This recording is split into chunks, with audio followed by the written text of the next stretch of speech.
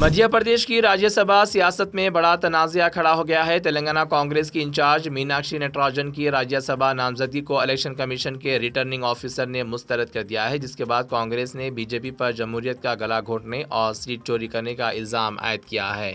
Election हुक्काम के मुताबिक मीनाक्षी नटराजन ने अपनी नामजदगी फॉर्म के साथ जमा कराए गए फॉर्म 26 में सितंबर 2025 में नामपल्ली हैदराबाद में दर्ज एक मुजरिमाना मुकदमे का जिक्र नहीं किया था, जिसकी बुनियाद पर उनकी नामजदगी को रद्द किया गया। दूसरी जानिब कांग्रेस ने इस फैसले को सियासी साजिश करार देते हुए शदीद एहतजाज किया। कांग्रेस के सीनियर कैद केसी वेणुगोपाल, जयराम रमेश और सचिन पायलट नई दिल्ली में इलेक्शन कमीशन के दफ्तर पहुंचे, ताहम उनका दावा है कि उन्हें अंदर जाने की इजाजत नहीं दी गई। केसी वेणुगोपाल ने कहा कि ये जमहूरियत का बुनियादी मसला है और जब तक उन्हें सुना नहीं जाता वो एहतजाज जारी रखेंगे। सचिन पायलट ने भी सख्त रद्दअमल जाहिर करते हुए कहा कि मुल्क की जमहूरी तारीख में पहली बार किसी राज्यसभा उम्मीदवार की नामजदगी महज एक नोटिस की बुनियाद पर मुस्तरद की गई है, जबकि उम्मीदवार के खिलाफ कोई फर्द जुर्म या चार्जशीट मौजूद नहीं है।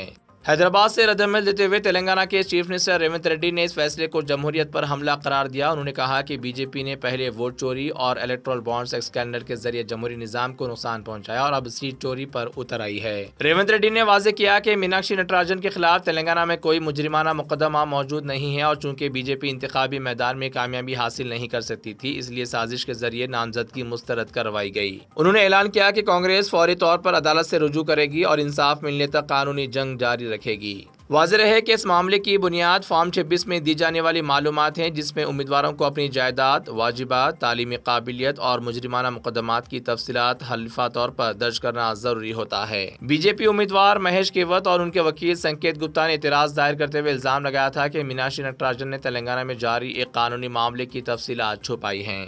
अब ये सियासी और कानूनी तनाज़ा अदालत और इलेक्शन कमीशन के अगले इक़दामात पर मुनहसिर है, जबकि कांग्रेस इसे जमहूरियत के लिए एक संगीन खतरा करार दे रही है। The delegation consisting of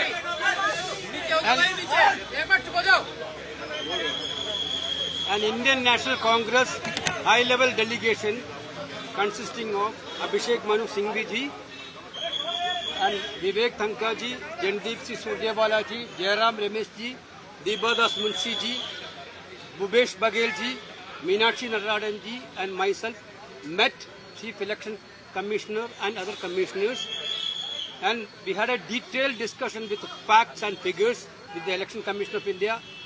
The details of the discussion will be revealed by Abhishek Manu Singhvi ji.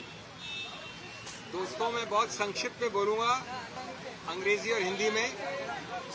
आप जरा शांत रहें।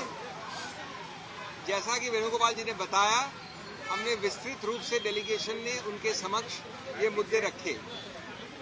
नंबर 1 कि रिटर्निंग ऑफिसर का निर्णय बिल्कुल विकृत है, कानूनी रूप से गलत है, किसी हद में किसी तरह से उसको समर्थन नहीं किया जा सकता।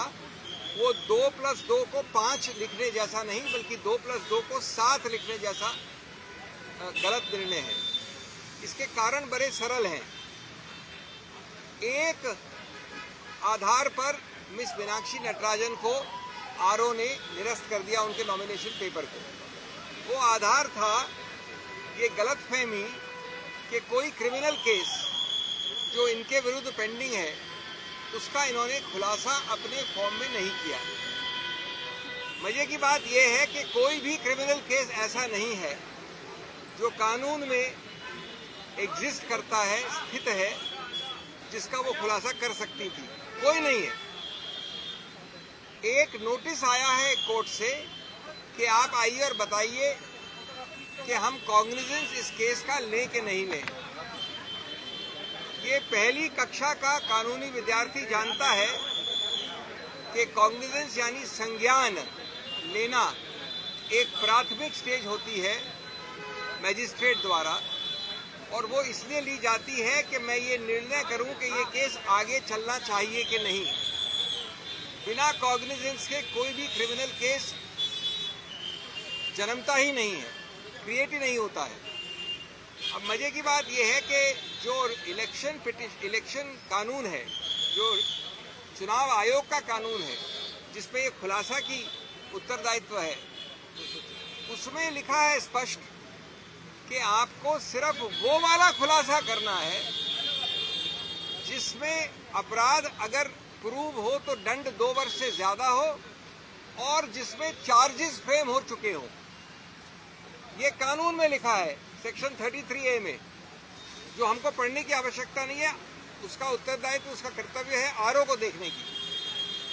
अब इसमें कॉग्निजेंस की प्रथम श्रेणी में नहीं आता ये, यानी मैजिस्ट्रेट ने अभी तक कॉग्निजेंस नहीं लिया।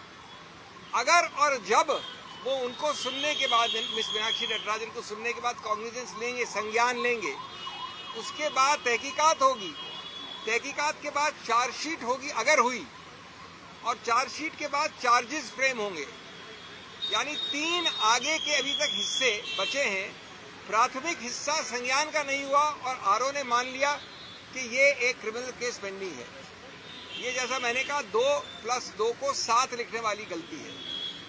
इसके अलावा हमने कई मुद्दे और रखे और कहा कि इस प्रकार की एक बेहूदी गलती के कारण कोई भी राज्यसभा का नामांकित व्यक्ति शुरुआत में ही निरस्त नहीं किया जा सकता। ये गणतंत्र के विरुद्ध है, उनके सिद्धांतों के विरुद्ध है, नॉन लेवल प्लेइंग फील्ड बनाता है, और उस तरीके से देखा जाए तो मूल ढांचे को संविधान के उसको विकृत करता है। आप पहले ही किसी को रेस से हटा देते हैं जिससे कोई चुनाव ही ना हो। उन्होंने ये बातें सुनी।